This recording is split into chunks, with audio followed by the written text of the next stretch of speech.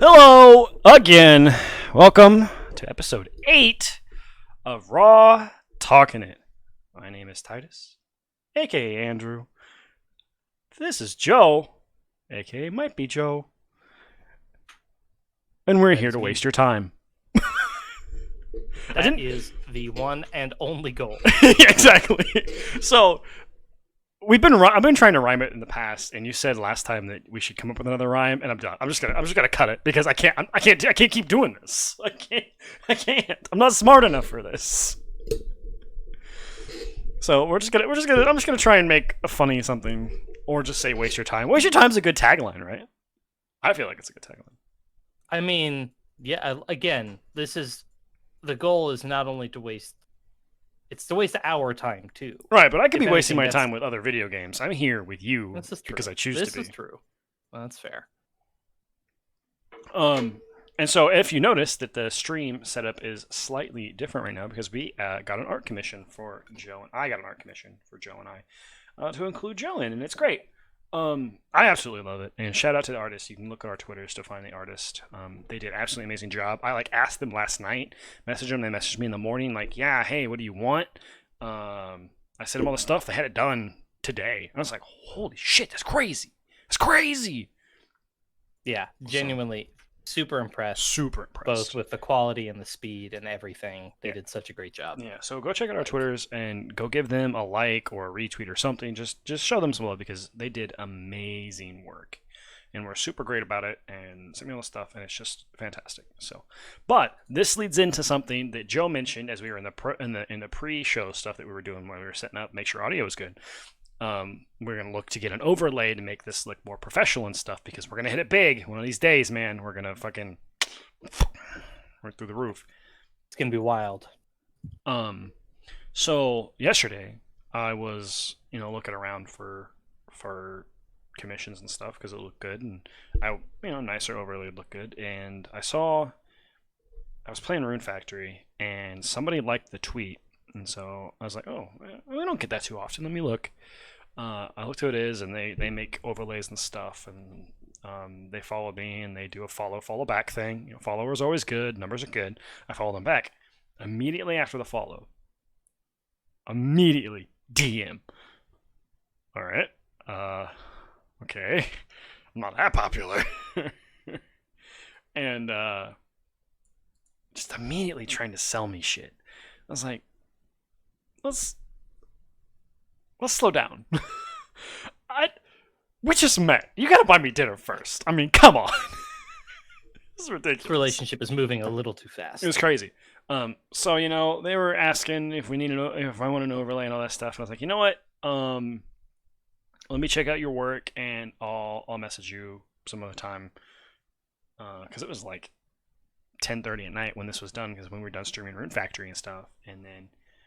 Man, I'm gonna check my DMs, but this motherfucker, I respect the hustle. Don't get me wrong. I respect the hustle. But this motherfucker messaged me at, let me see. We've done some art commissions through a friend of my husband's. They met on Discord or something along those lines, and we've commissioned some art from them as well, and they were excellent. Okay. Like I said, I love. Go ahead. They messaged me around lunchtime today. Same line they did yesterday, and I was like, "Can I help you?" They go. So they ask. You said you look at my work, blah blah blah. Do you think you want to get an overlay or whatever? I was like, your work's not for me. It's not what we're into. We're into JRPGs and anime and video games and all this stuff. Yours looks like esports, Call of Duty, Apex, Overwatch, Rocket League, that kind of thing. We're not the same. We're not compatible. And so they asked, well, do you want anime cutesy stuff? What do you want? I was like, I'll tell you what. I'll link you the podcast. You watch it for a sec, and then you give me some of your ideas. Did that. 2 minutes later, I get another message saying, hey, I so number one, she said she's seen it, and I was like, all right, Alec, calm down. And then I think you need alerts, a BRB, a starting, some panels, and an animated overlay and animated face cams. It's like, really? I need that? That's crazy. You're telling me what I need? That's insane. I'm so glad you know better than me. Man, I wonder what that's like. Huh. You got Ouch. pod-splained. Yeah, it's pretty. I got artist splained.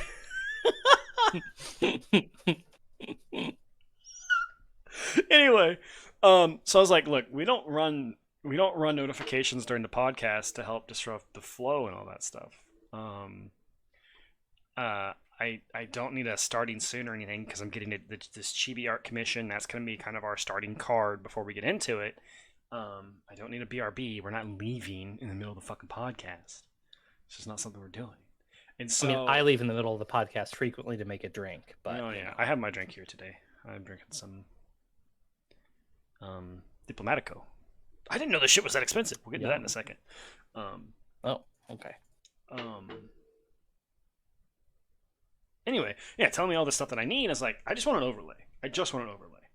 What are your ideas? Like, she didn't say anything. She just listed stuff that she sells, and I was like, okay, that doesn't give me any ideas. You could say, well, I'm thinking like a nice dark purple animated screen with some overlay and some banners and all this stuff and do that. And she's just like, yeah, I could sell you these panels and these alerts and stuff, and that'd be cool. Do you have a logo? No, I don't have a logo. I don't need a logo right now.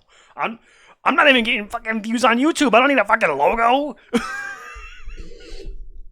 We are the logo. Exactly.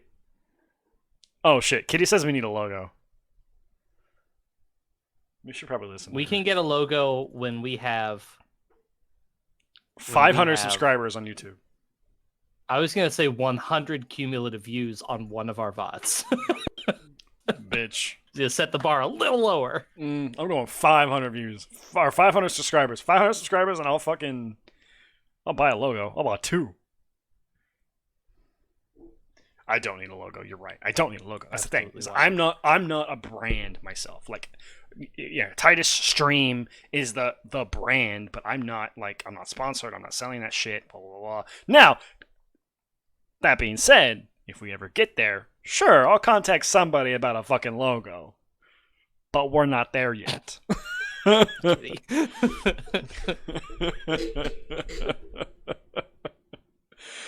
my god. So I just thought it was funny. Like, I get it. You need to hustle. I understand. You need to promote. I really get it. But up in my DMs is not the place to do it. And if you can't read the room and tell that I'm kind of really not interested, just back off, please, because I don't need this. But I get it. I mean, there's probably some weird ass dudes in the world who do the same shit and they just get blocked instantly. So I get it. But at the same time, chill. You're boring. That's my Twitter story. Anyway, we are looking for an artist to do an overlay that looks really nice, because this leads into the conversation that we have, because you see our nice, beautiful artwork.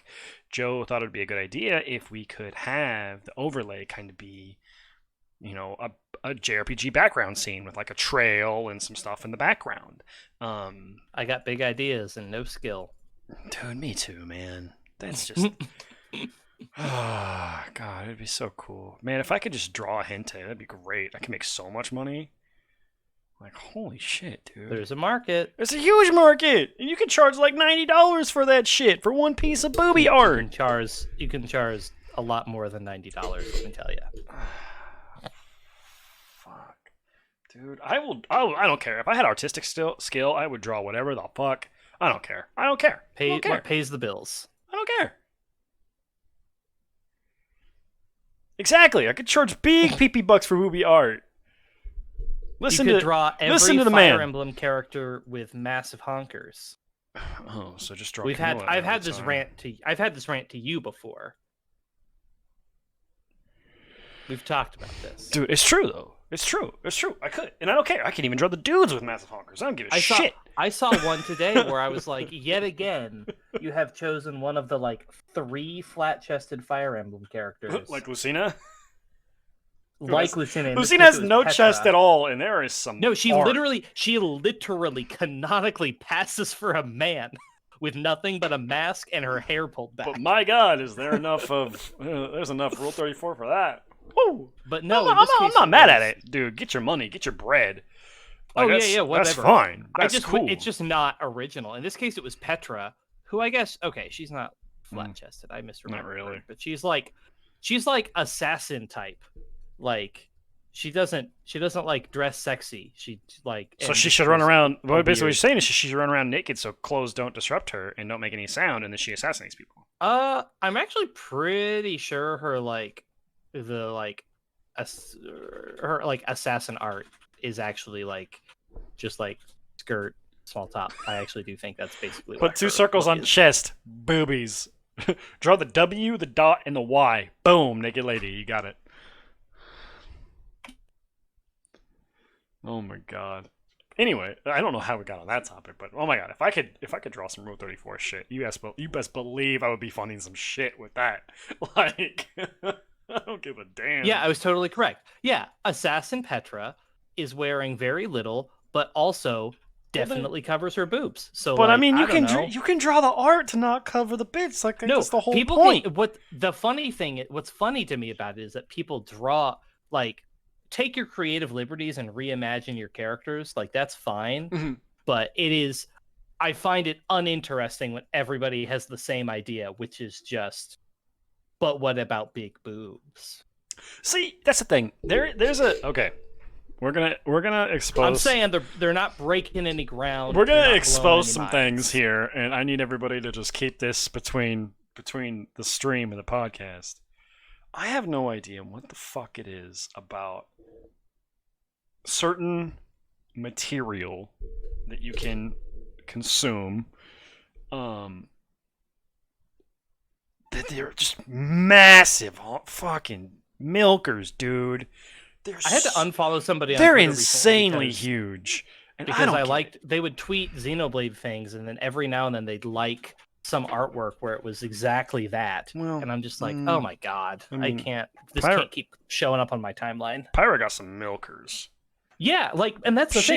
You have a character like Pyra, which I will complain all day long about Pyra's overall design, but then if you draw her true to what she is, she got some big boobs, and that is fine. I have no like at the end of the game though. She's not insanely disproportionate. She's not like, holy crap, that's okay.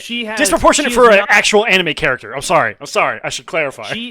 She for sure does not have even close to appropriate human proportions, like way too thin a waist. Well, yeah, I mean, yeah, like I said, for an anime character, she's not insane. For an anime character who is explicitly not real. She got big old titties, that's fine, but they're not like, oh my God.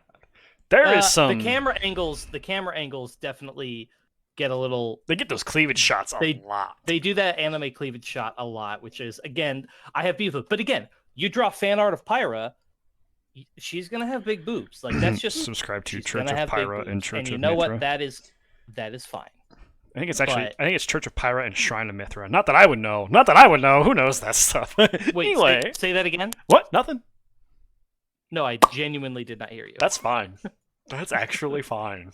I'm sure Stream did, and that's okay. Anyway. But no, people. But then it's just one of those things where it's like, sure, you can reimagine the characters in all sorts of different ways and looking different. Like, it is always fun to see, milkers. I think that like gender swap fan art, that's always fun and weird and interesting. And I agree, actually. That's an interesting point. I like seeing that stuff because it's really cool. I actually saw some concept art the other day. Apparently, from Overwatch, Mercy was originally supposed to be like a big, tall black guy. Oh my God! Please. He was, and he was really he was supposed to be like a battle, like Doomfist. Yeah. Like similar to Doomfist. Find it. Because I need that in my life right now. That's better than Witch Mercy. And that's not even like fan art. That was like original concept art of the character. So good. Let's see if I can find it. So for people, Okay, I'll show. It's absolutely wild. Drop this in the Discord, and it's really cool. It would have been incredibly interesting to see and I don't think there's anything wrong with Mercy as she is. No, Don't she's get me great. wrong. She's a good character. Like, She's married she's to cool, a great design, cool little character. gnomey guy. What's his name? Torbjorn. Torbjorn. That was Torbjorn. OG.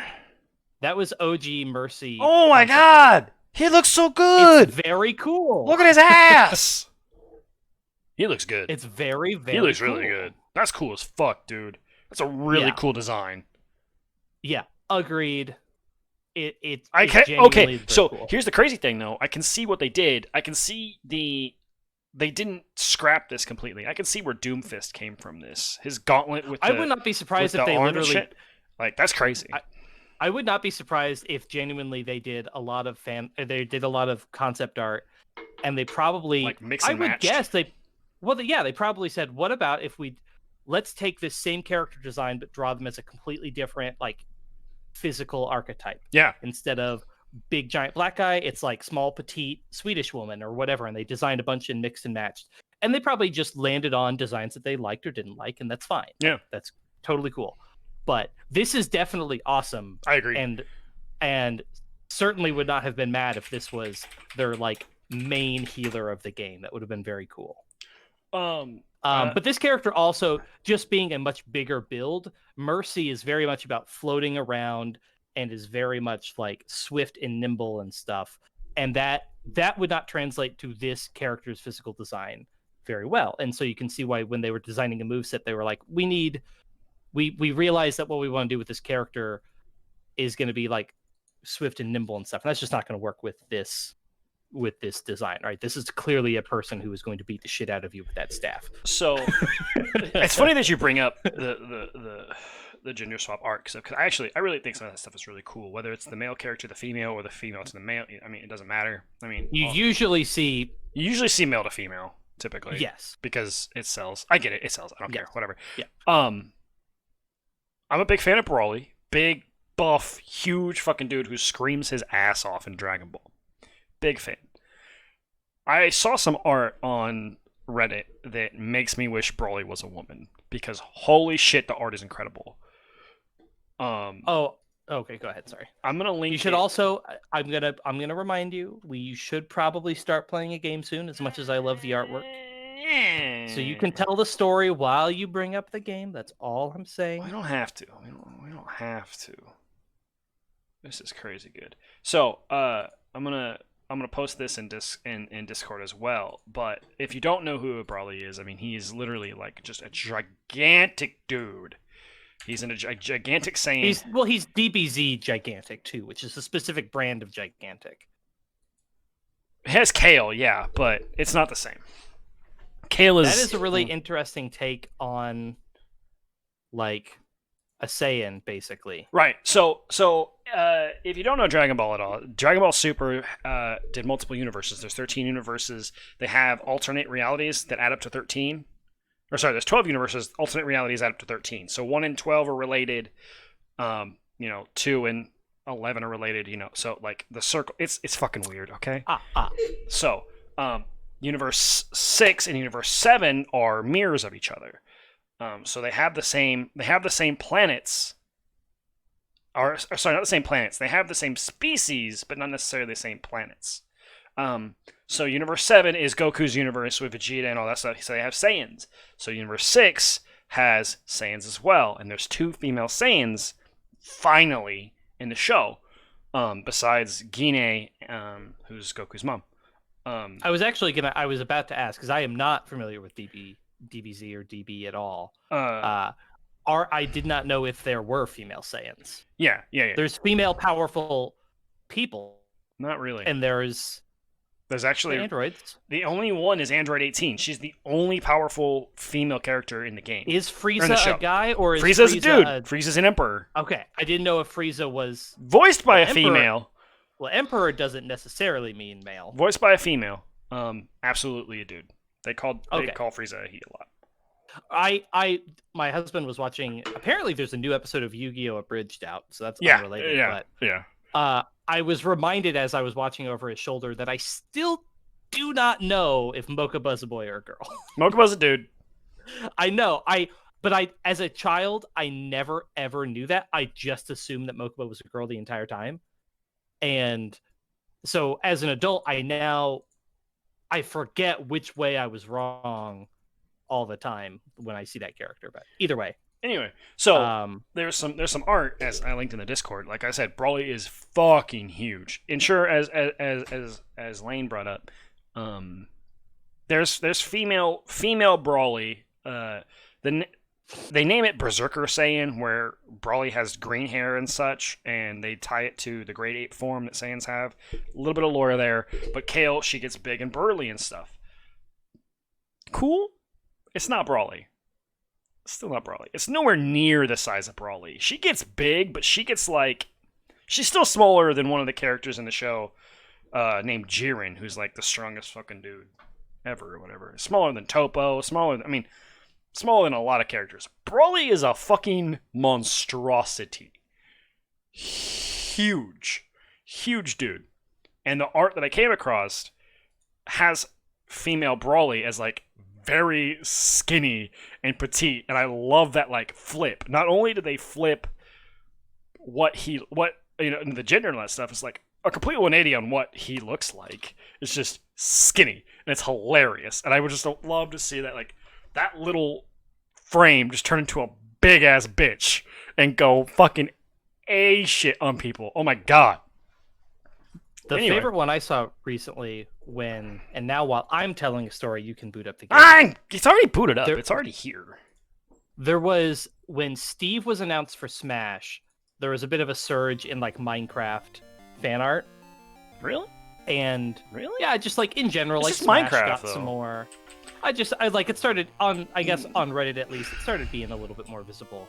And there was this great fan art of, it was like, you know, the idea behind the piece was like, it was like your first night in Minecraft, so you're like dug in a hole in the ground in just the dirt or whatever. You're right? hiding in the There's side of a fucking wall, basically. Right, because there's monsters everywhere. Yeah. And they show they show Steve as like this giant buff, super, you know, like that trapezoid shaped guy, right?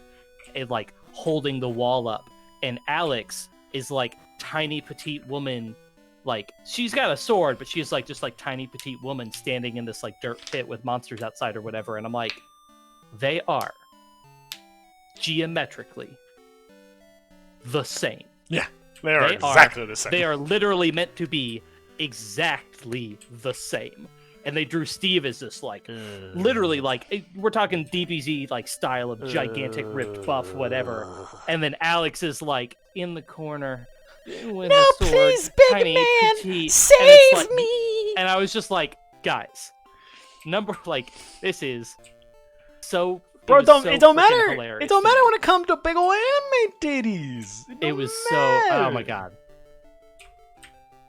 I saw it and I was like, why? What? Like, Alex is the same. That's the point. That's the whole point. You really can't tell she's even a girl. This is ridiculous. God. Dude. I wish I could draw. I really do. Oh, man. And then I also wonder something. And I'm sure it's kind of the same as like people who either work in some kind of sex field or something like that. Like eventually sex becomes a job and it gets kind of boring or whatever. So people who do that art, like, does it just becomes a job. So at the same time, I'm like, right, we're leveling up Unicorn. Right. at the same time, maybe I'm like, maybe I don't want that because I want to come across some anime titty art and go, that's good. Yeah. I don't know, just me. Yeah, I mean, I think it was a post on Reddit and it was asking people like, they were like, people who do this for a living, specifically people who like produce erotic fan art and stuff like that. Right. They were like, does your own art arouse you? And basically half the people were like, if it's not arousing me, I'm doing a terrible job. And then the other That's half a were like, really good point. and then the other half were like, dude, I'm focused on making the trees in the background look good. Like, the shading is not quite right. That's a really good point, though. If it doesn't arouse me, I'm doing it wrong. Oh, but yeah, like, and I can absolutely see both perspectives. Both make perfect sense to me. They both seem like sort of logical conclusions, right? That's good. I like it. That's a good. So okay, maybe I wouldn't have to worry about it. Too bad I can't fucking draw, so it doesn't matter. Yeah. Doesn't matter. What were we using? Oh, right. We were using the unicorn to make dragon. Yeah. Okay, cool. He's level I'm 7 so excited now, for so- this. It only needs to be level 10. Correct. Higher is possibly better. I'm still not 100% sure how move inheritance works in this game, but, whatever. It'll be fine. We'll get Also, for those who, since we're on the topic of Rule 34 and specific media, better make sure we stay on the topic. media that you can consume, Honey Pop 2's store page went up, and they're going to be releasing by Valentine's Day, which makes... Wait, is it actually pronounced honey? Yeah, Oh, I assumed it was Huni. it's Honey Pop, baby. I mean, that makes a lot more sense when you say it out loud, doesn't it? Yeah. Yeah. Their store page went up. Put that shit on my wish list. I cannot wait to fucking buy that game. This shit's so good.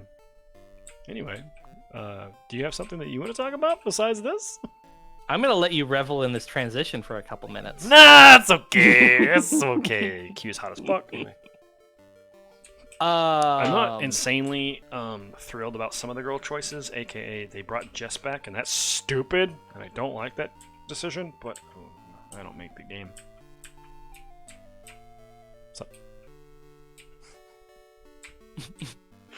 Whoa! What the fuck? My unicorn gains MP while I walk around. That's cool. I think in general your MP recovers like your HP over time. Oh shit, I got to drop something. And the reason that it's actually... Yeah, I think you do actually regen a little bit of HP. Oh, is that a tiny metal? Yeah. Ooh, yay. Give a pork chop to your unicorn. No. Anyways, I think they do gain MP back as they walk, and the reason unicorn has some to spend is because it's leveling up and its cap is going up. Do they gain MP while they walk around? We're gonna test this. I think theory. so. I mean, again, the cap has to have room for it. We're gonna test the theory. We're gonna look. We're gonna peel behind the curtain. We're gonna. But yeah, I don't have a ton to talk about. We're moving, or we're not moving. We're closing on the house tomorrow. That's like the only thing that's really on my mind. Get rid of the sky bell. You don't need the damn sky bell. So we can. If you get confused, you're fucked anyways. We can keep talking about Rule 34 and such, because I mean that seems to have a lot of topic. I mean, a lot of art out there. I think there's a lot to talk about. I think we've only scratched the surface of that topic. Dude. So speaking of NagaCon that we mentioned beforehand, there's a panel by this artist. She's incredible. She is so fucking funny. But she's an artist. Is this one of the late? I've never actually. It's one of the been late able night to go ones. to any of. I've never been able to go. We've always had to come home at a reasonable hour because we're either tired Or the or dog we have the owners. dogs or whatever. Yeah. Yeah, it's one of the late night ones, and it's great. She's great, but she's an artist, and she talked about how she started making a bunch of money, and it was because she started drawing furries, scalies, whatever people asked for. She started drawing it, and she was charging really little. And when she was at a con, she made some friends with some other artists and people, and they were like, how much are you charging for this? And she goes like, I'm like $45 or so. Hey, what's up, good boy? She's like $45 or so. And he's like, oh honey, you should be charging 3 figures. She goes, what? And so she said, literally the next day of the con, she upped her prices. She upped her price to like 100. She was charging 45. She upped her price to $130. She got one guy to come in, and he was like, yeah, can you do scaly art? And she goes, what the fuck is that? Yeah, I could. What do you want? Describe. It's literally, instead of fursuits, it's reptiles. That's, I think in this case it was like a dragon and a fucking iguana or some It's shit. almost always dragons. Just to be clear. So she drew it, and she's like, "Yeah, that'll be $130." And he's like, "Okay." Handed basically threw the money at her, and like most of the day passed, and the same guy came back, and this time he brought like 3 of his friends, and they all wanted art. And then literally the next day of the con, she had a fucking line for this shit. Oh, I mean, again, it's one of those things that you can't ask anyone. A horny lizard. So you definitely feel exactly. like when the opportunity is there, you got to take it. So I imagine actually getting the sale is not terribly difficult, just because you can't ask anyone, and there are plenty of people who don't want to do it for whatever reason, and that's fine. Yeah, that's fine. They're the creator. They can choose to say no. Yep. But yeah, They can choose to say no even when they agree if it makes them uncomfortable. I mean, absolutely, yeah. There's been Reddit loves to ask this question because there's a lot of horny teens on Reddit who like to ask these questions. Truth.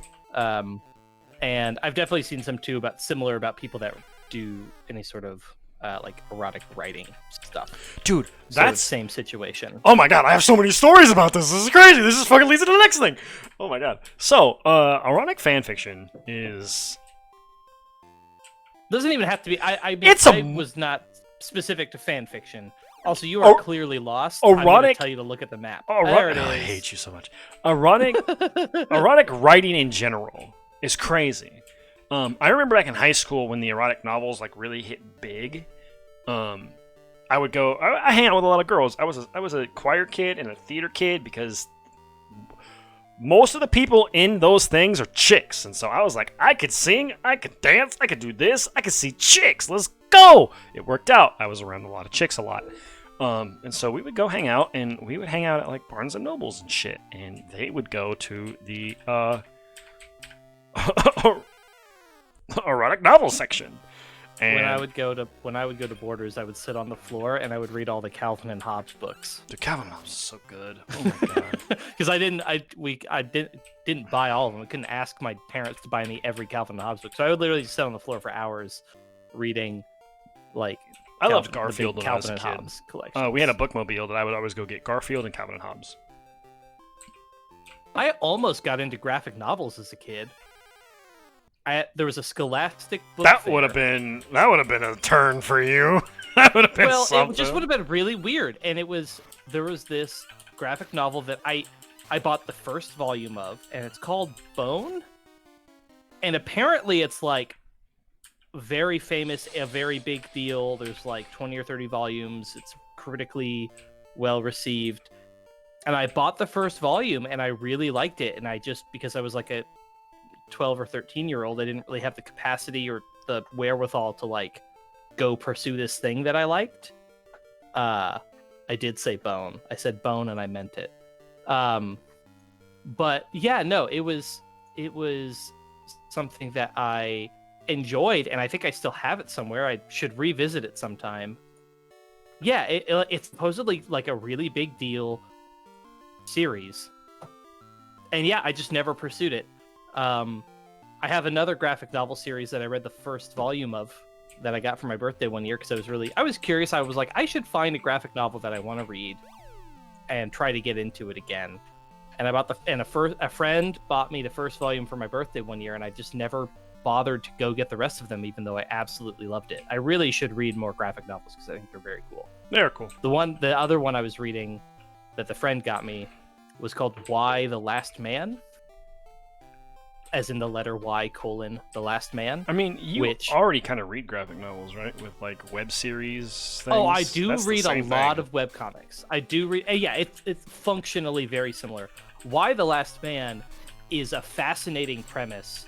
It has like a sort of an anime premise where it's like, oh, you got to explain it, and then it's sort of complicated, but then they follow this idea to the logical conclusion.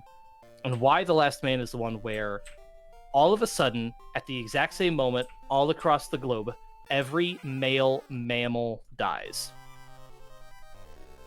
Except for one dude and his pet capuchin monkey.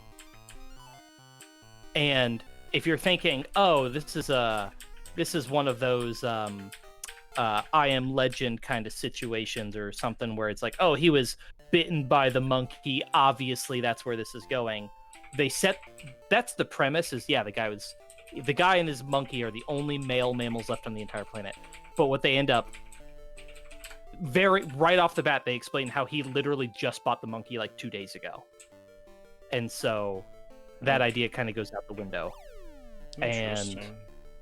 But then it gets into some politics stuff, which was kind of wild. Because like the guy's mom is a senator, and there's a whole thing about how like most of the so you read this little intro, and it basically shows all the basically male everything's dying everywhere. And then what it does is the next page, and this is very fascinating, is it gives you the stats on basically and it's like, here's who just died.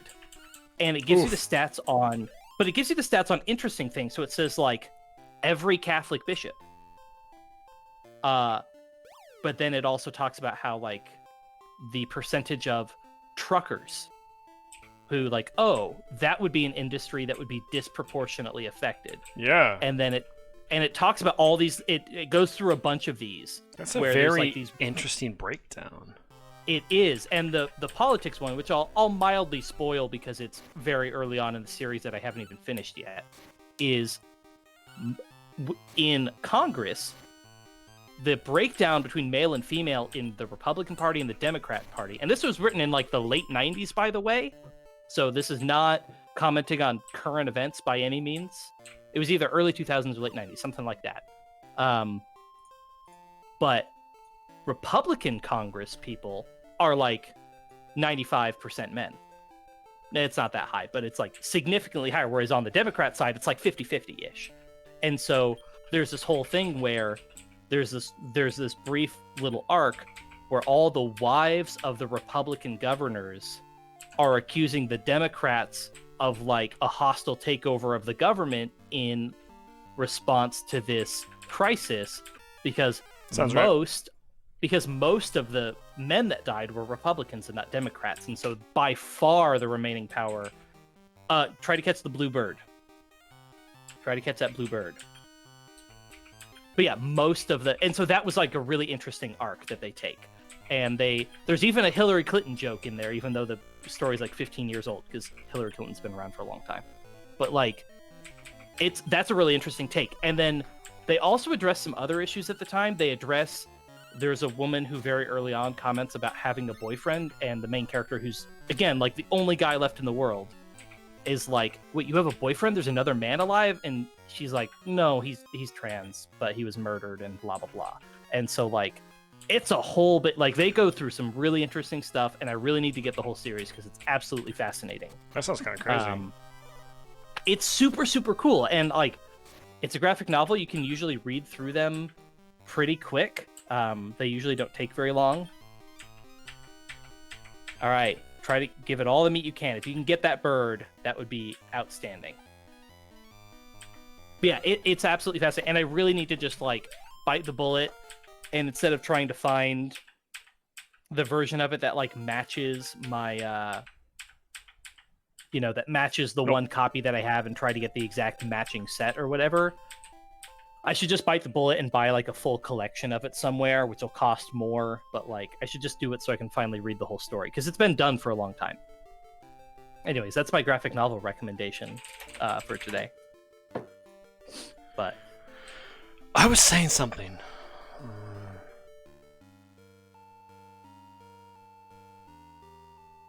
I don't know. Yeah, man, we're super chill. I appreciate you stopping by, man. This is something we do every Thursday. I've popped in some of your streams, by the way. I just kind of just lurk and chill for a little bit. That's why I knew who you were. Yeah, we're chill. We do this every Thursday. We just kind of talk games, the world, stuff we're into, stuff other people are into. Oh, and we have some gaming news to talk about too. Oh my god, my brain! I should have led with Bowser's Fury, because I knew the moment I mentioned Pokemon Snap, that's all we were going to talk about. But I fucking yes, can't also wait. Pokemon Snap, Okay. which looks very fun and Right. exciting. Right. Yeah. Well, here's my take on Oh my god, that bitch can revive an ally. Holy shit! Fuck. Support skills, OP. Yeah, the Unicorn is definitely meant to be like a support type character. Get rid of Charge Up. I'm getting rid of Wind. Oh yeah, sure. What? What do I have to do? You had too many skills, so you gotta Oh my get rid of god, another I one. do have to get rid of this one. Okay.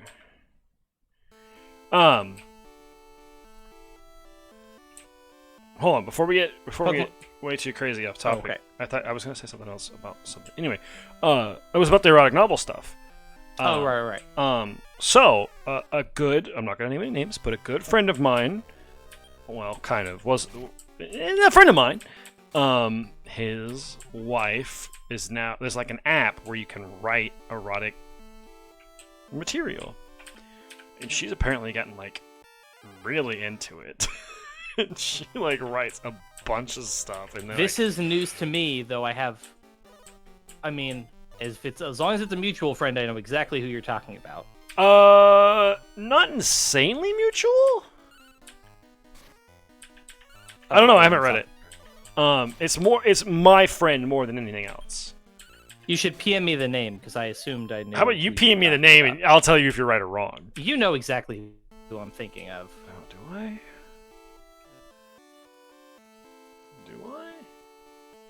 No, it's not that. You're wrong. You're absolutely 100% wrong. That would be my only guess. That would be pretty funny.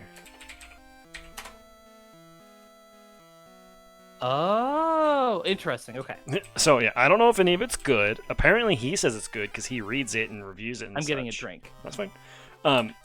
But they've gotten, like, both of them have gotten, like, into it. I mean, she studied to be a teacher, and I think her, like, I don't know if she was a math or a science or English. I think it was all English. I'll say is make sure you got a very good pseudonym, and do not. Yeah, if you ever want to teach kids again, make sure you have a good like account separation, because the world is not as accepting as we are. Yeah, see ya. Thanks for the follow. Good boy, appreciate it. Have fun in Ark. I still don't understand that game. I've played it and I don't really, but I've heard it's fun. Oh my god. All right, plan, attack. That bitch. Command, attack. But I mean, yeah, like command, skill, heal. Make your money if you enjoy it. Yeah, dude, get that bread. People enjoy it. Get that bread. Nobody cares. I am not gonna fault you for drawing some anime titties or some anime dick. I don't care. We're all about equality in this chat. Man, I do not give a damn. That's cool. Yeah, I'll take it in consideration. Yeah, man. If I could draw, I'd be doing the same shit, and have my own collection as well. Finally, draw my own waifu art. Don't have to pay other people. I don't pay for art. I pay for these kind of like actual art commissions for the stream. That's it. I don't pay for the actual art commission. It's still art. I don't pay for actual I meant porn art. I don't pay for porn art. I've thought about it, but I haven't. I've seriously considered. I mean, I like I said, we have a artist friend. We've commissioned art. I commissioned a piece for my husband for our anniversary, and found out through their commission page that he had also queued up a piece for my birthday, because they're around the same time of year. So that was hilarious. That's pretty great. Because it was I knew the friend that did commissions. They're both great too, by the way. And I was like, that's the perfect. I was like, that's the perfect gift. It's not like stuff, but it's like cool and blah blah blah. And yeah, I went to the commissions page and saw my husband's name and was like, oh, oops, I just ruined a great surprise. My bad.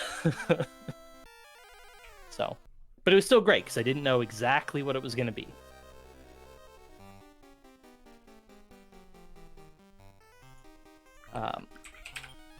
So, let's talk about the gaming news. And the gaming news is motherfucking Super Saiyan Mario. That's awesome.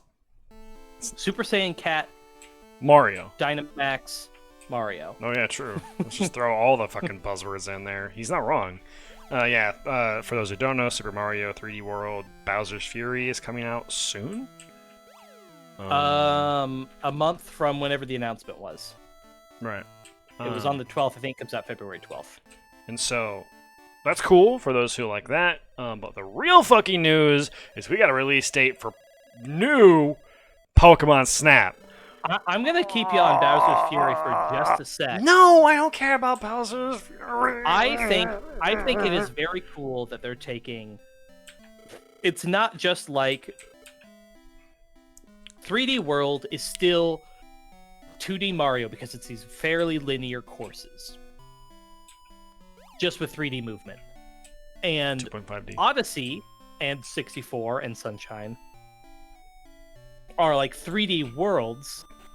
And one of the main differences gameplay-wise is that the 2D Mario still have all your power-ups, and 3D Marios don't. Odyssey had the capture mechanic, Sunshine had Flood, but like they're different, and there's this sort of separation between the two sets of games, and that's one of the main things. Even when 3D World came out, this one is truly a blend of both because it is like a 3D world, and also it has the 2D power-ups and the 2D stuff, which is really, really interesting. Just because they haven't, like, it's crazy to see a big 3D world, but then also still have Tanuki Mario, and also still have, you know, the cat suit, and also still have, but then also things like fire sticks and the gates that you can climb and that sort of thing too. Okay, for the breeding. You're actually going to want a dragon first. The dragon has to be the pedigree. The breeding order matters here. The first one is the pedigree, and then the second one is just what you throw into the mix, but the order matters. What's uni again? So you're going to want male? a female dragon. So you can either use Battle Rex, but you've actually been liking and using Battle Rex, so you can keep that one. I think your regular dragon... This one. Drac. Isn't Drac like a dragon kid? Yes. Okay, that's less good. A better monster would make a better bred monster. But unless you're willing to give up Battle Great Rex Drac plus 4. You plus 4, oh my god, but yes. Great Drac is what we're going for. That's a big bitch. And Great Drac, I believe we can use down the line to make some interesting monsters if we so choose.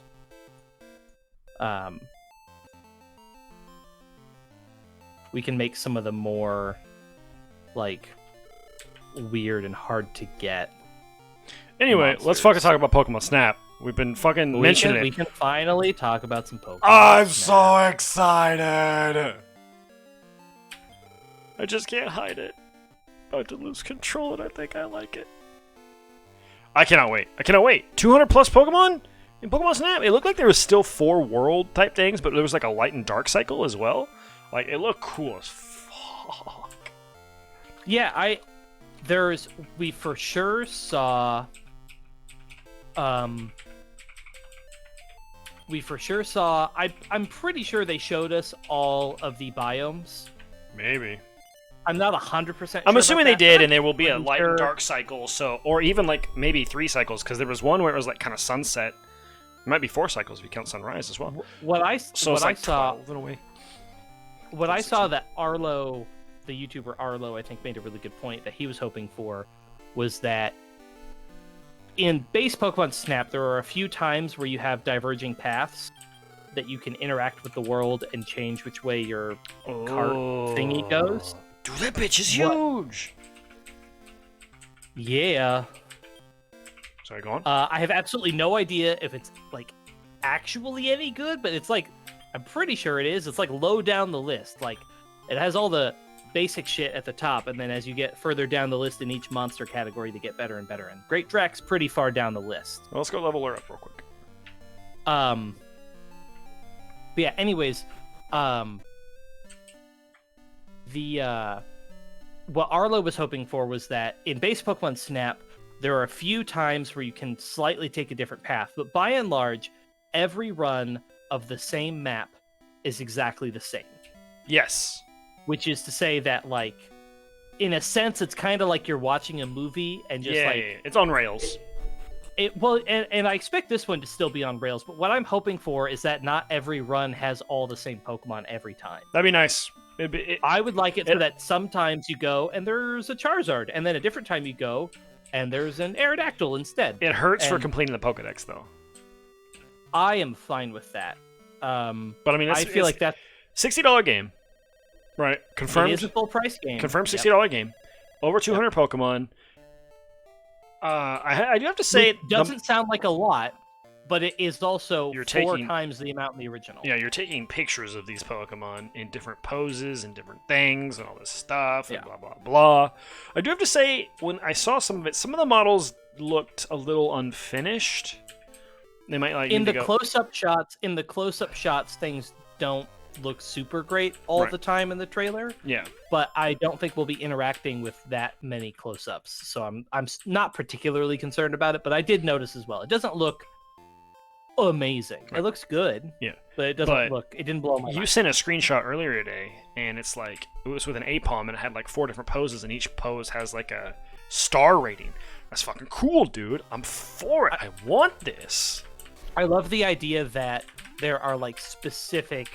It's not just one picture of every Pokemon, but rather multiple pictures if you really want to capture all the behaviors or whatever. The idea that every Pokemon has several pictures that you should take. Mhm.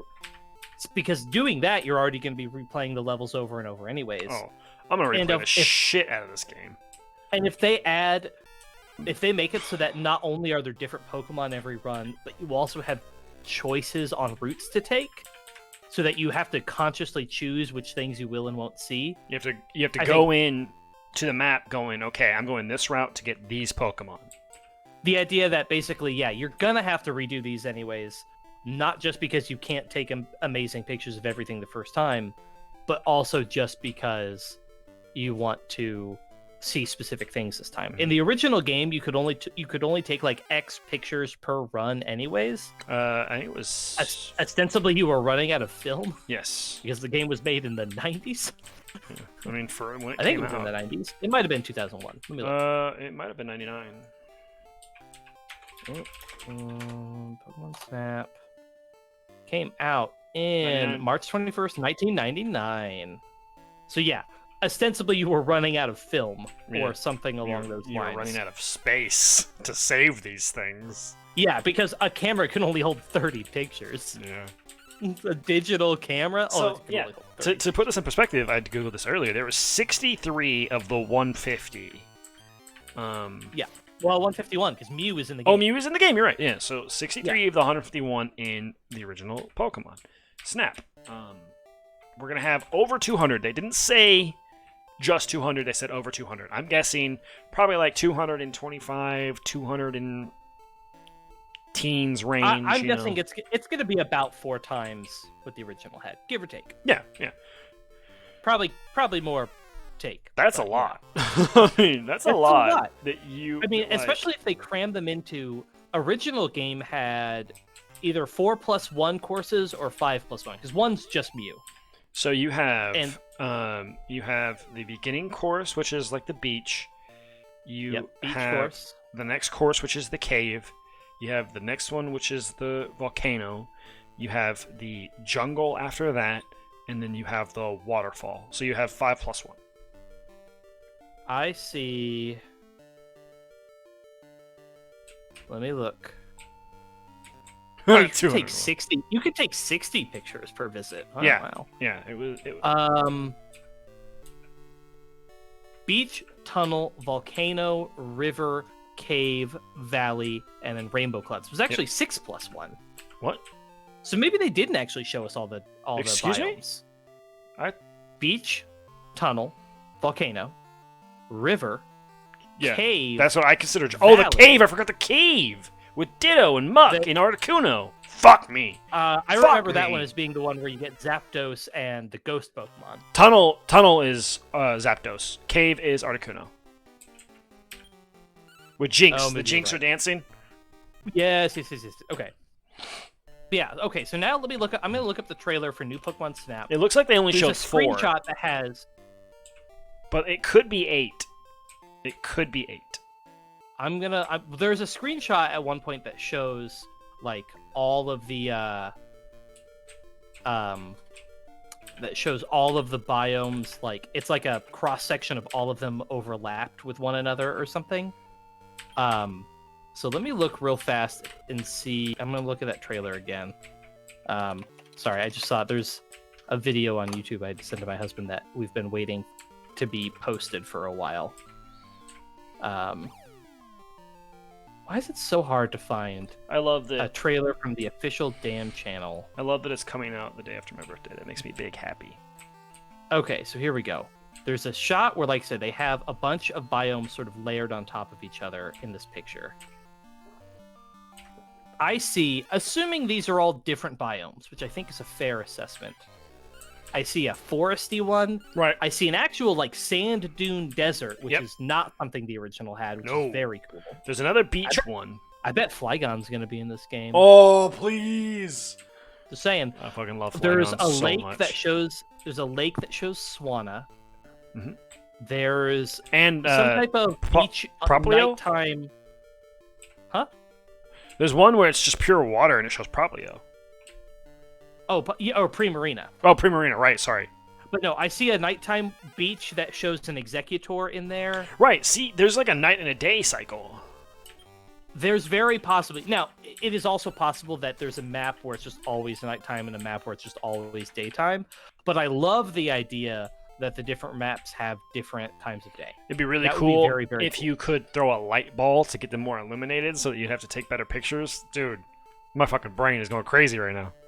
Okay, so we for sure, almost certainly, we're going to start on a very similar beach setting. Yes. There's a specific shot where they show the cart thingy starting on a beach with the ocean on your right side and sandy dunes and stuff to your left side, Yep. beach dunes. Almost certainly it's going to start the same way, which I think is a great callback.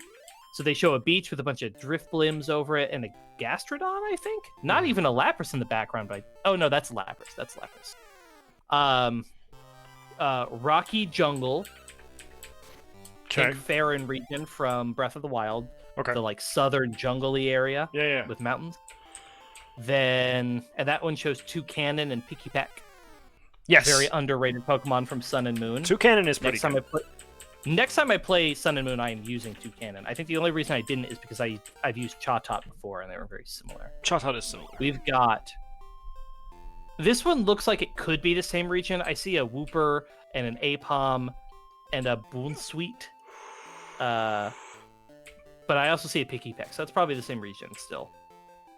I see Professor Mirror, which I have beef with the name Mirror.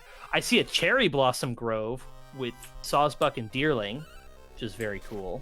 All right, like a woodsy, plains woodsy area. Yeah, it's got the straight up spring form of Sawsbuck with the cherry blossoms, which is very, very cool and I love. Yeah. My guess is that's going to be some kind of like secret area that you can't just Oh get god, to. what if they pull like an Animal Crossing and it actually like has a day-night cycle based on the time of day and seasons? That would be seasons, you know,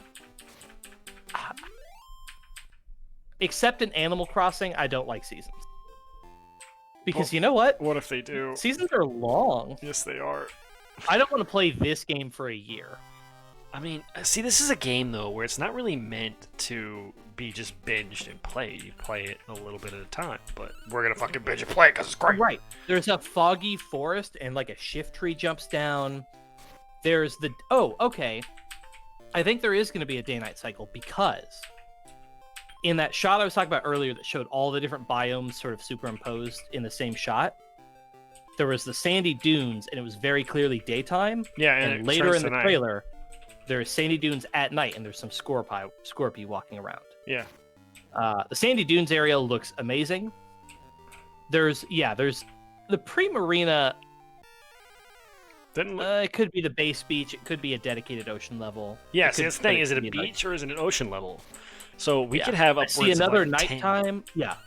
If there's got to be a dedicated day-night on this. There's so many shots of both day and night in some of the same areas.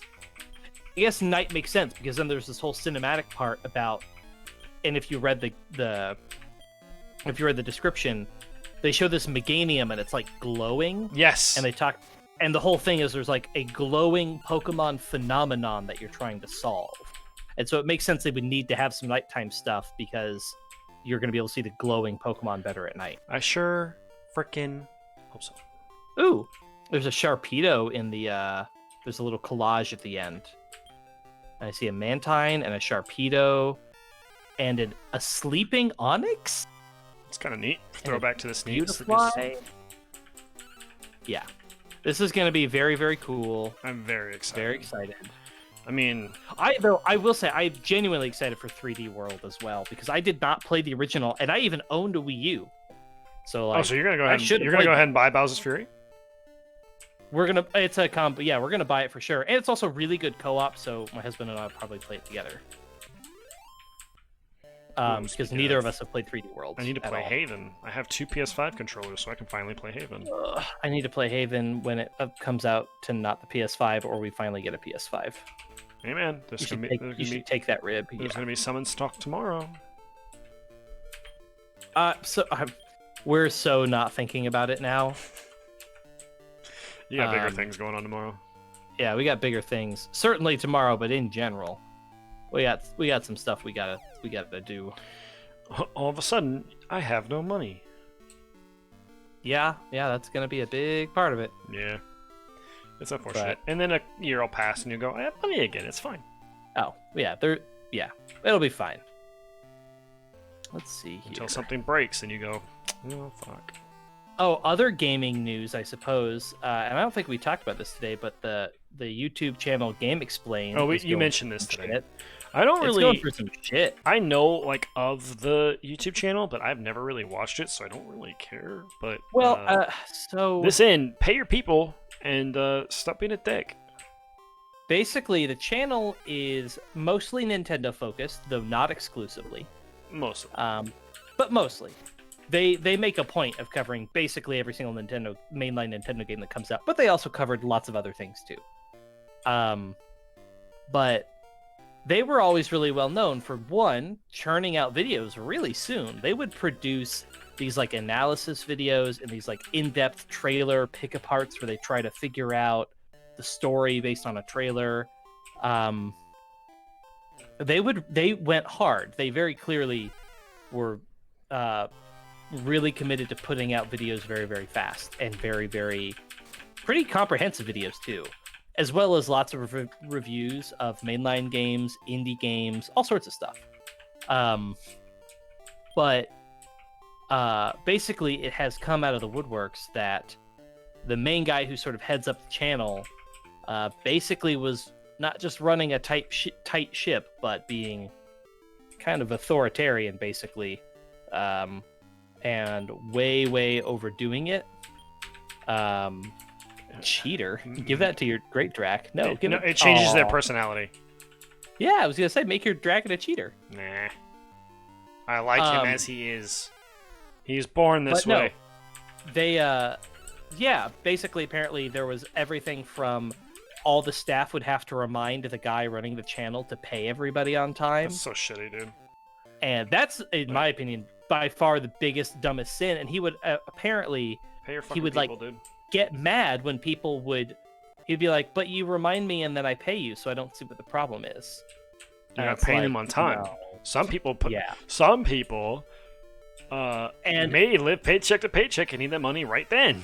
And the crunch was also bad enough that the people that were trying to like churn out reviews based on embargoes and stuff were churning out these videos. They were like staying up for 48 hours straight and nonstop playing. One of the stories was a guy was trying to play and review Final Fantasy VII R, and was trying to get through it in a single like 48-hour nonstop sitting, and just like broke down crying at their desk while they were trying to like get this shit done. So at one hand, companies should give game reviewers plenty of time. Also, yeah, that is absolutely true. Like let's give game reviewers looking at you, Cyberpunk. Let's give game reviewers plenty of time. At the same time, we gotta find a better way to make money off of this shit, because fucking generating this stuff so that it's on time, so that you get clicks based on whatever fucking wording you decide to use that may piss off some person and generate clicks and hatred. Or circle jerk. You could go the opposite way. You could circle jerk them and tell them it's the best game in the world, and then you get clicks that way. Like, we gotta find a better fucking way to do this. I am definitely coming to appreciate more when I see a video that very quickly comes out about a topic, not giving a shit that it's like, I don't want to say low quality, but like low production value. Yeah. For example, Arlo, who I think is a great example of this, I think he knows that he overworks himself and stuff, and he has a team of editors, but he also is perfectly happy to say, oh, the video is going to be out in a few days. It's not coming out today. Bummer. But he sometimes spits out these videos where it comes out the day, like, there was a Bowser's Fury video the day that we got the Bowser's Fury trailer. But it was just him talking and footage from the trailer kind of on repeat. And, like, that's fine. That is totally fine. Yeah, I agree. And it was, like, unscripted.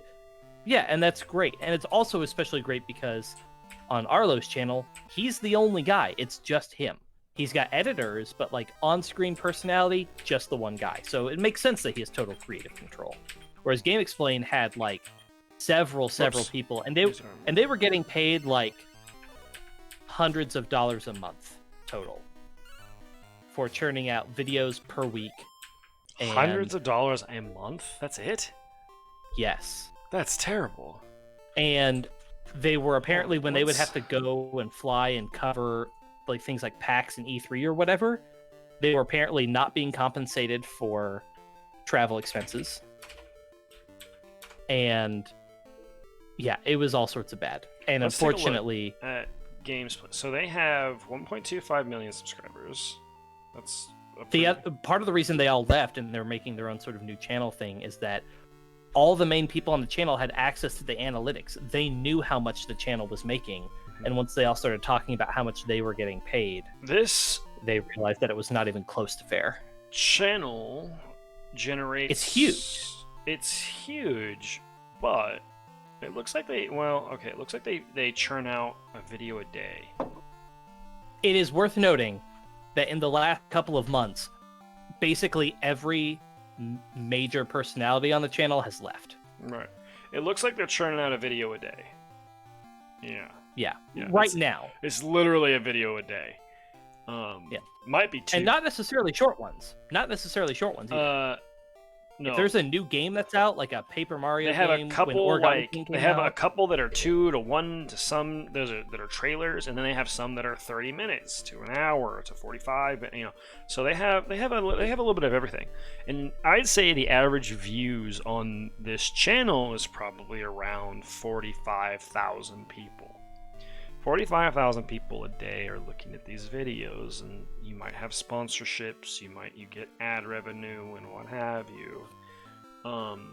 Like I said, I would recommend. I'd say that. Oh, they also have Patreon. Holy shit! Okay, that they do also have a Patreon, to all the people who have left the channel and have wrote long tweets and statements about what was going on, every single one of them was like, we 100% absolutely do not condone in any way abuse of any of the people still working there, including the head guy who we have a lot of beef with. Yeah, they were like, absolutely don't do that shit. No excuses. Don't do that shit. They were like, they even said, we do not want you to pull your Patreon support. We do not want you to shit talk these people. We want you to continue to support the channel and the people who are there now doing their absolute best. But we this is why we left, and they need to do better. Basically, was sort of what it came down to. So I mean, if they have sponsorship deals and they have like $45K per video when they do a video a day, they're making decent money. They're not making insane money, but they're making pretty decent money.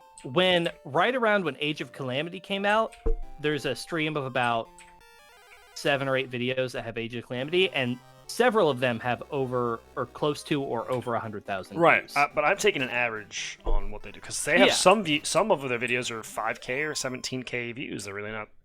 I mean, Don't get me wrong, that's a lot, especially for like us. That would be insane. But in all fairness, think about that. But that's every day they're producing. Yeah, no, that's every single day. So, like I said, 45,000 people a day, every single day. That's a lot. I mean, that's a good amount of money. But there are channels that produce videos literally every day, and they hit 200,000, 500,000, a million a day. You know, it's crazy. It is entirely possible. One of the things they talked about was that they were told by the main guy that, and for the record, I'm not naming the main guy because on the off chance that you're viewing this, you can figure it out if you want to. But Yeah, go do your own research. Well, and just like I don't want to shit talk this person. They need to make improvements, but at the end of the day, they're a person who made mistakes. Who made mistakes and needs to do better, but like certainly doesn't deserve shit. But anyways, basically they had a bunch of on-screen talents, people that were churning out these videos, and it's really unfortunate that it came to this because I thought my opinion of the main guy was that he was a pretty good guy. He seemed like he was really invested in a lot of important things. Because you're a Nintendo nerd. Well, I mean that he also made a point, especially recently, to be addressing certain pseudo-political type things. Like he had an entire discussion with somebody about the lack of accessibility features in Super Mario 3D All-Stars, for example. And he was like, I have never thought about how, you know, this is such a huge game. This is historically important, and they released this brand new port on a brand new system, and they couldn't even be bothered to put in more than like one accessibility feature. Yeah. And how that was a real shame That's on true. Nintendo's part, that they really should be on top of it, because Nintendo. Anyways, that's the sort of thing, and I really respected that. But yeah, apparently, as far as his ability to manage a team, is very, very, very bad. It seems like basically some people aren't managers. That's the thing.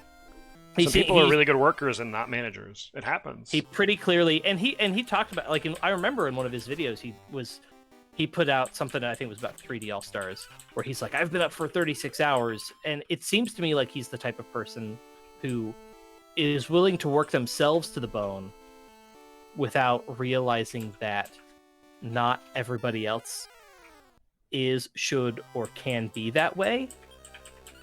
And like, you cannot force those frankly unhealthy habits onto other people, in addition to the like pay and stuff. And it's entirely possible that they think that it's worth it. It's true. But that's my guess, is that they should be high up at the channel. Ooh, sirloins are the best meat, so don't leave that behind. But yeah, no, he clearly needs to just not be the one managing the people. He clearly does not have the capacity to do it the right way. Just like full stop. And some words of wisdom to people who ever stumble across this video or who are listening now. No work-life balance. You're gonna burn yourself out if you just constantly do it all the time. That's something that, like, working from home seems fine and dandy and all that stuff, but the one problem I have when working with home is my home, the place where I live and I eat and I sleep and I want to relax from work is now the place that I work. I barely leave this fucking chair in this room. I go outside with my dogs, or I go downstairs and play with them, or I watch something on the TV and the couch over there. But I mean, this is when I come home after I would make dinner and stuff after a day's work and playing with the dogs. So like 7 o'clock, I come here, I sit here, I would play my video games. I'm just here in this chair all the time now because I work from here. And while I like it, it's also exhausting in a sense because I don't get to get away from work because it's always sitting right there. This is the work atmosphere that I have because this is what we're into, or this is where we're at. And so just when you're starting a career, or if you're still in your career and you feel like you don't have work-life balance, just know that work-life balance is important. Take time off. Take days off. And if your work doesn't allow that, get the fuck out of there. Me. I would for sure say that I definitely have to make a conscious effort to not be in this chair sometimes. It's hard. It's really hard. Thursday when we do this, because I don't do this, I don't stream every day by any means.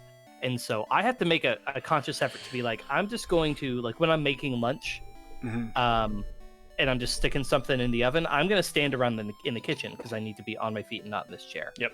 And likewise, there are some nights where I'm like, I could go do blah blah blah while I'm on my computer, but I'm gonna instead do it on the couch because I would like to not be in this chair. No, because I stream most of the times, or I have practice for Smite or whatever or whatnot. Like my day consists of getting up, I get in the chair, I log on, I do all that shit. I get up, I get my coat on, I let the dog. I stand outside with the dogs. I get my breakfast, and then I sit in this chair until lunchtime, where I make lunch and I come back. I sit here and I eat because I usually play on my PlayStation, who's sitting right over here while I eat, just to get some stuff done. And then back to work. I sit here. Where at work I used to have a standing desk, so I could stand half the fucking day. I can't really stand, because if I'm standing, I'm fucking like I'm reaching down so much, and then I'm just gonna be like all the time, and that's just not good. That's just not really good at all. Yeah. Yeah, you can't, and you gotta like some people in this new work from home environment are certainly working less. They're more distracted and they're working less. That's interesting. But there are some people who definitely get more locked into what they're doing and have a hard time walking away. I've noticed both on my team. I have some at work on my team. There are a couple people who I know are working lots of weird hours and working later than I feel like they should be. But I also know some people where I'm like, where even are you during the day? I can't get a hold of you. Like, why are you not at your desk working or whatever? And some of those people may or may not have to. Not saying that this is how yours goes, but some in general, for people who work with us, may have to be teaching their kids, or because they're at home too. Right? Yeah, and not saying for your instance, but in general. Well, some of the people on my team have children. Some of the people, there's one guy on the team who is sometimes hard to get a hold of, but I also happen to know he has narcolepsy that he is medicated for, and self-medicates with a shit ton of caffeine, and like, at the office, it's one thing, but not. Yeah, no, he's a great guy, and he's really smart, and he does a great job when he works. But I definitely see him checking in assets at midnight on a weeknight. But I mean, this is probably great for him though, because if that happens, he can do that, and then he can still work in weird hours of the night, and that's great. Right? Exactly. Yeah. It's beneficial. Like, I like it because I sleep like ass. Like, my sleep. I actually found out what I have has a term. I didn't know this, but what my disorder is called. But I need to look up what it's called again because I forgot. But it's some weird acronym. But basically, the disorder that I have is my circadian rhythm is shifted differently towards people. Yeah. I have heard of this. Yes, it's like SPS or some weird. I don't remember exactly what it's called. Delayed sleep. Yeah. Cycle syndrome or something like that. But people's circadian rhythms. Delayed sleep phase syndrome. That one right there. Yes, DSPS. People who normally have a 9 to 5 or whatever, they know. Okay, they go to bed at 10:30 or 11 o'clock sometimes, and then they get up at 7:30 or 8, or they go to bed at 9:30 and they wake up at 6 or whatever. No. My body goes, you know what time you're tired? 2:30 in the morning. That's when you're going to sleep. You know what time that you naturally wake up? 10:30 in the morning. Have fun! I think that, and I find this really interesting because I don't know. I think there's no way that this is not 100% natural. I think that there are physiological effects that you can't control, and then I think there are like effects that you can control. For example, I obviously do not have this, but like I wake up at the same time every weekday with pretty much no exception. And I wake up 10 minutes before my alarm every single day. Now, sometimes I don't sleep great. Like that happens. But like, point being, it is no coincidence that if my alarm is set for 6 a.m., I'm going to wake up at 5:50 most days, whether I want to or not, including on the weekends. And so, but then when I adjusted my sleep schedule to 6:30, now that I don't have to commute anymore, I wake up naturally at 6:20 instead of 5:50. And it is interesting to me that it can be both this like physiological thing that you definitely don't have control of, but also that your body will remember habits as well. Like that it goes both ways, and that makes it really hard to like deal It's with. bizarre. So when I was taking the PE, I forced myself to go to bed at a certain time and wake up at a certain time, because that test you have to wake up early, and it's a long test. You need to make sure you rest, because if you don't rest, your brain is gonna go funny. And it was a struggle. The only reason I would fall asleep is because I would be so exhausted from staying up trying to fall asleep the night before, and I would force myself to wake up. I'm slightly lucky that I have enough willpower to go, look, motherfucker, you gotta get up. But it doesn't work like that all the time. I only do that when I have some very, very important things, like if there's a conference, or if I'm supposed to be in an inspection, or something that's leaving town, I go, okay, you got to be up, and you could cause people to not be where they are, and so my anxiety gets to me, and I don't even know if I actually sleep really well those nights, or if my body is subconsciously just never kicking sleep. me up.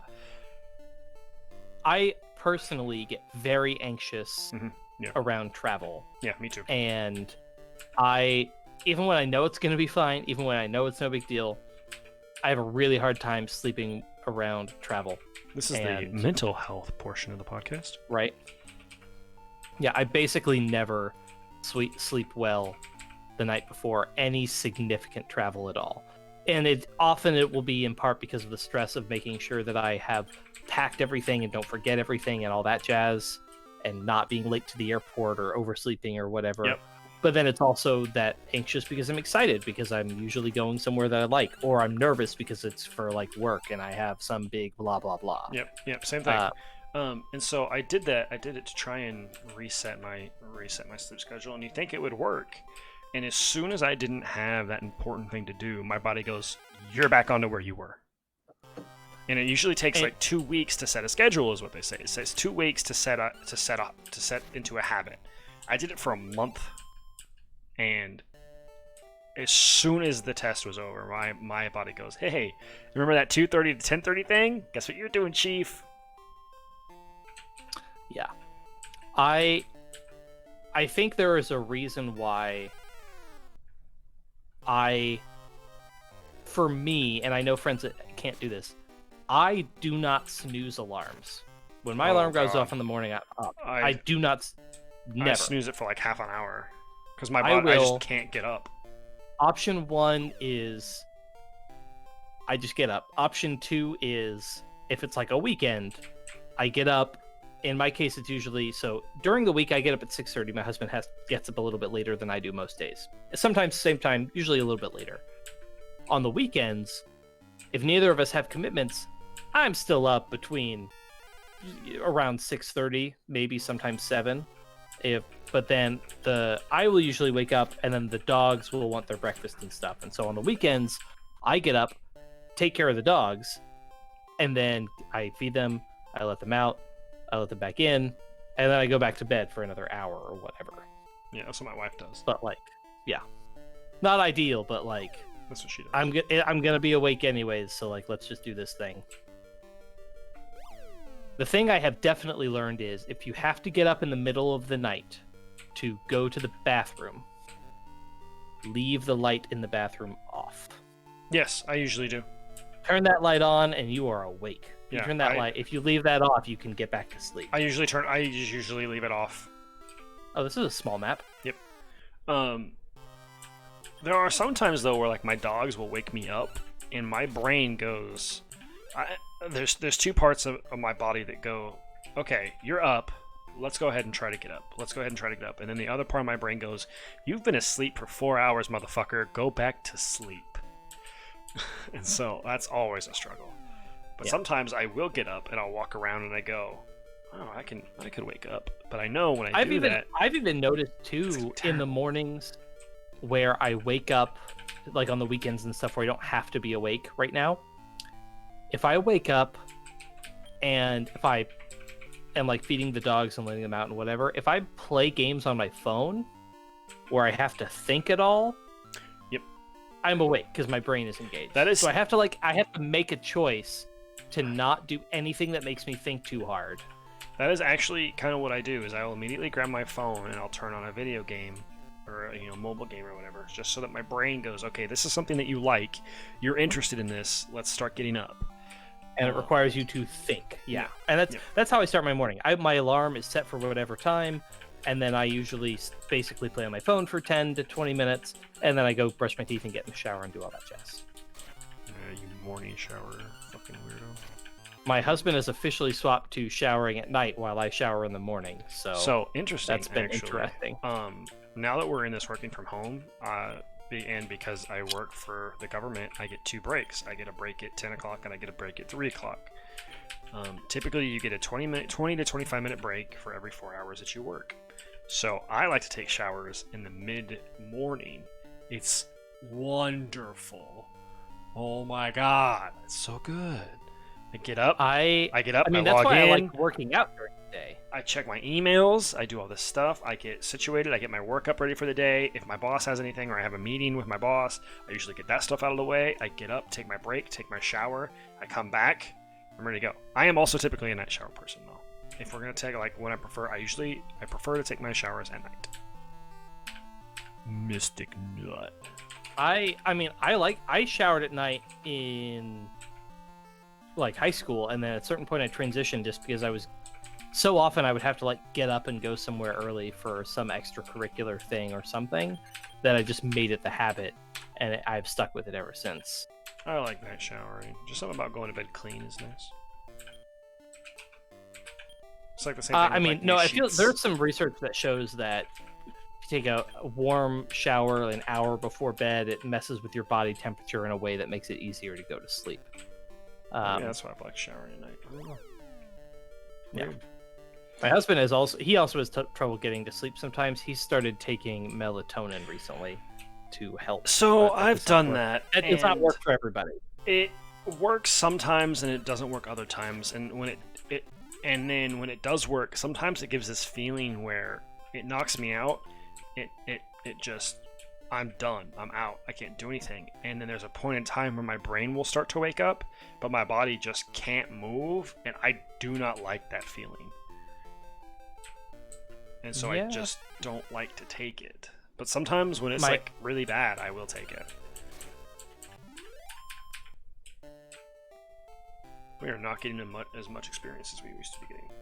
I think we need to go do a tournament. Yeah, we have to do a tournament, but I need to level this bitch because he's low level. Well, but remember, if he's +4, he's gonna be good, and it seems like he's pretty high level anyways. I think you will wipe the next tournament. Yeah, we'll do the next one after this. Good way to end the day. There's on a tournament. Yeah, I guess we're approaching that time. And the podcast will be around afterwards. Oh yes, we will be around afterwards. So for those who maybe stumble upon us, this is the plug. We do these podcasts live on Twitch, and then I upload the VODs to YouTube. And usually we have a 15-minute before section where we talk about other things or get goofy or whatever. And then at the end, after the podcast ends, we are starting to do Zelda randomizers afterwards. So we go through that and we do that at the end. So we usually do that from 8:30 to 10 o'clock my time. So an hour and a half of that. And they're fun. They're good times. So spread the word. Tell your friends. Tell your loved ones. Tell your mom. Don't tell your mom. She probably won't like this podcast. Just 2 dudes talking about nothing. What do you mean talking about nothing? We talked about porn for a while. Dude, Great Drac learned how to ram. It learned ramming. No? Okay. I understand. Don't do that with a drink that has alcohol in it. Don't do it. You're dumb. That's pretty funny. Oh, man.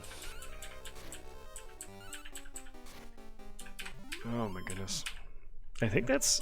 You should honestly just warp wing out of this place. No, we're almost done. We're almost out of here, actually. Okay. Alright. We're pretty far down, if I could remember correctly. Yeah, this is the last one. You can check your map. I hit the button, I just hit the wrong one. I'm delayed. Ugh, you're annoying. What? It's not news. Truth. Truth. See, now I just gotta find someone who can do it. Oh, that's a game you could play sometime. What's up? Hyperlight Drifter. Maybe. Game's a good time. You should play it in general. It's a great little game. We do gotta think. It's hard as shit, though. It's hard as shit. We gotta think of a game to play for this series. I don't know. Like, a game is a good storyteller at the same time. I could absolutely just, Yeah, like... Hyperlight Drifter is a little too hard. You'll be too engaged because it actually requires you to concentrate. God, I love Hades, gotta be game... but that would be too hard as well. Yeah. I just, 2 nights ago, finished... Or maybe it was last night. The, basically the post-game story that exists. I haven't finished it, and I should. Because I've been playing other stuff. It's very good. If you don't do the post-game story, or at least very much of it, it's not really a big deal. I was more interested in getting all the side quests done, which I was successful in doing. Nice. One of them, just RNG, just took forever for the person to finally say the thing to start it. That game is great. For those of you who haven't played it, go play it. Yes, It's yes, it is so good. Switch, PC, play it. It's so very, very good. I love that it's a roguelike that has like an end point. It has a point where you can be okay to not play it anymore. Yep. Not every roguelike does that. It's just play until you get bored, which, when there's no specific goals in sight, that's hard. Yeah. And I'm going to leave. I'm almost certainly going to be leaving a few things left undone. Not a ton, necessarily. I'm going to try to do some more, I think. But I've got everything that I wanted to do done at this point. So anything else I do is just purely because I want to.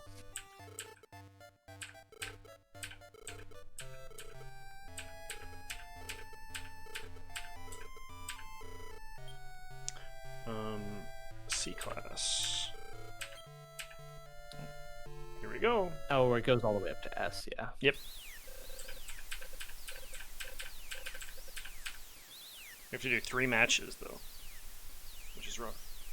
It's a Pokemon gym battle. Bum, ba-dum, ba-dum, bum, bum, ba. Nope, wrong game. Oh well. What else can we... What game should we play next? We're not super close to being done with this one, but we're getting there. Can I not give it a special attack? Oh, you cannot command in these battles. Oh. This is where the whole behavior thing is supposed to matter, because they choose whether or not to use spells. That's what makes these battles hard. Damn. You can give them vague commands, like charge, or if you do charge, they should cast spells. As long as I can do cautious, which will make them heal and, like, defend. Cautious, mixed, I think, is heal. Cautious, I think, basically just makes them defend. No, when I did cautious last time with a healer, they healed. Okay.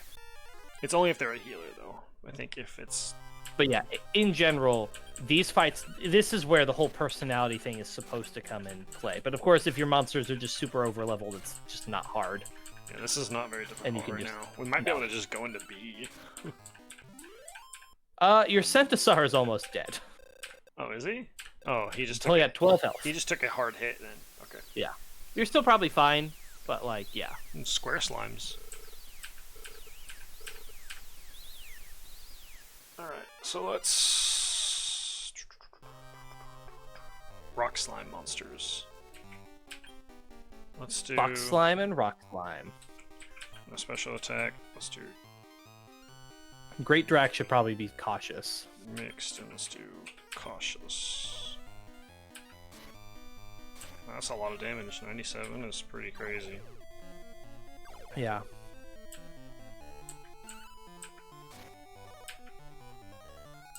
Sweet.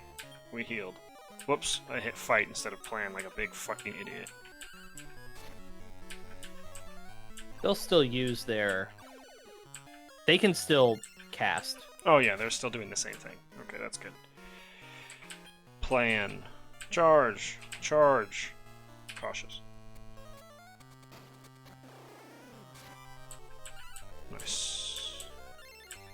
There, we're fine.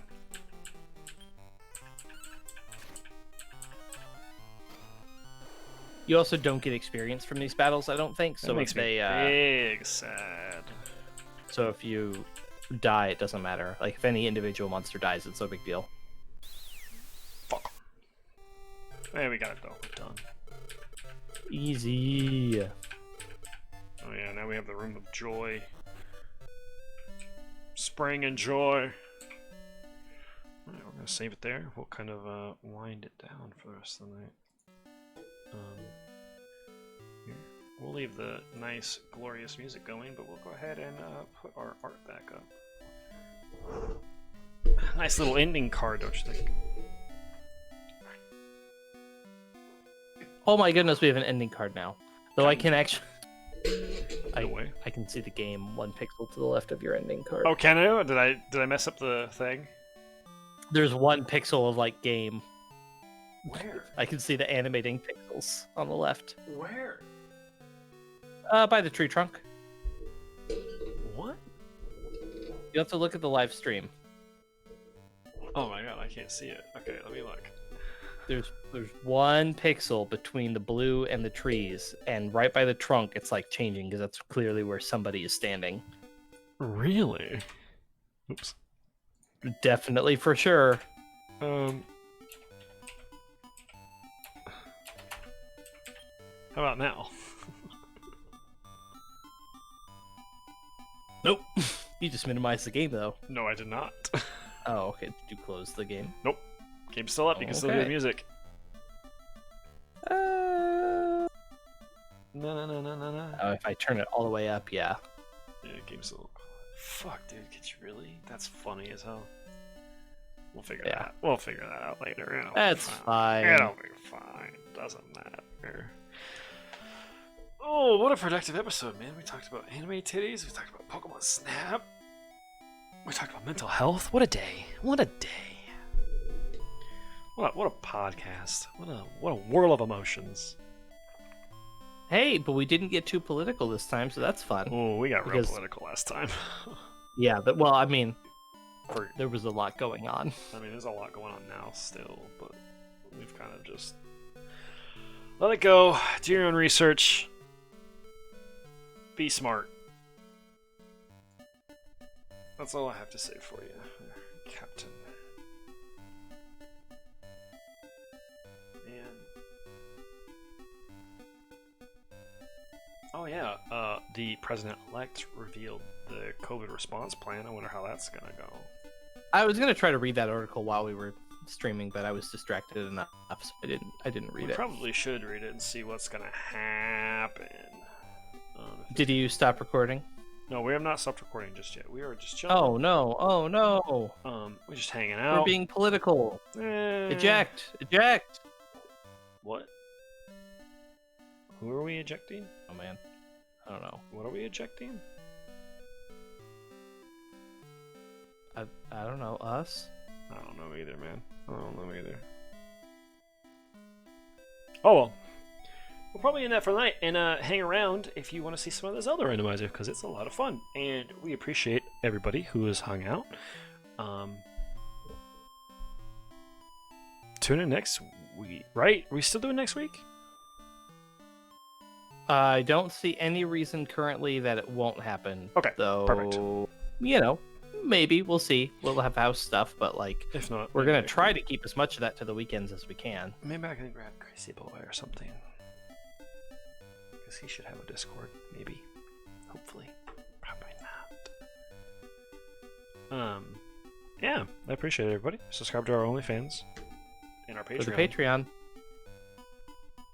I don't know why that makes sense. Oh! Actually, we could talk about this real quick before we end the night. Did you see the article about how much OnlyFans has surged due to the pandemic? So OnlyFans had like 120,000 people on it last year. As in content creators? Yeah, 120,000 content creators like a year to year and a half ago. It now has over 1 million content creators, and it's a lot of women selling nudes to pay bills. That's fucking crazy. I mean, not just women, but yeah. That's yeah. most of it is. A lot of it is. There are quite a few. I'm sure other that things. I'm sure that it is. There are. Sure there's I'm a not saying lot of there's people. not more of other things. There is a lot of other things. Don't get me wrong. And if that's what you do, yeah. It's here's the thing. You have to subscribe to our Patreon and find all of the key hidden things in our Patreon and in our videos to get the OnlyFans link. And in the OnlyFans link, once you get there, it's only pictures of our weenuses and our feet. Yes. Yeah. There's a market. certain air of there's an air of mystery that we're trying to really maintain, and a good separation between Sometimes I get this is the work-life balance we talked about. Sometimes you get that real good close-up, and you have to see if this is is it my elbow? You don't know. Could be a vagina, but it's not. It's my elbow. There's a version of the OnlyFans where we tell people that's what it is, and then there's a version of people where we don't tell people, because some people it's about the mystery, and for some people they know exactly what they want. I've heard of a joke. I saw a joke on Reddit a while back where it was like, a lady, like, she was on Omega or something. She turned her phone sideways and zoomed in on her eyelid closed, and so it kind of looks, it's a slit and all that stuff, and then she zoomed out, and then she opened her eye and like freaked the dude out. It was very funny. I laughed. Ha ha ha ha. Anyway, that's gonna be it for the podcast recording, and stick around for some Zelda. And we love you. Yeah. This was a good time. I'm just excited for Zelda. I want to play more Zelda. I do want to play more. I'm very excited for hopefully getting to do one of these soon myself once we're in our new place. God, Wind Waker is gonna be rough. I've watched enough videos. You need to go watch a couple of randomizer runs, but you should also. I should actually to familiarize myself with how the fuck it's gonna happen. You should hit that stop record button. We have fans who are tired of watching this video and they wanna move on. Hey man, they're just watching to hope that we'll show some weenus or some feet, man. That's the whole reason. I mean, you've already shown one, so.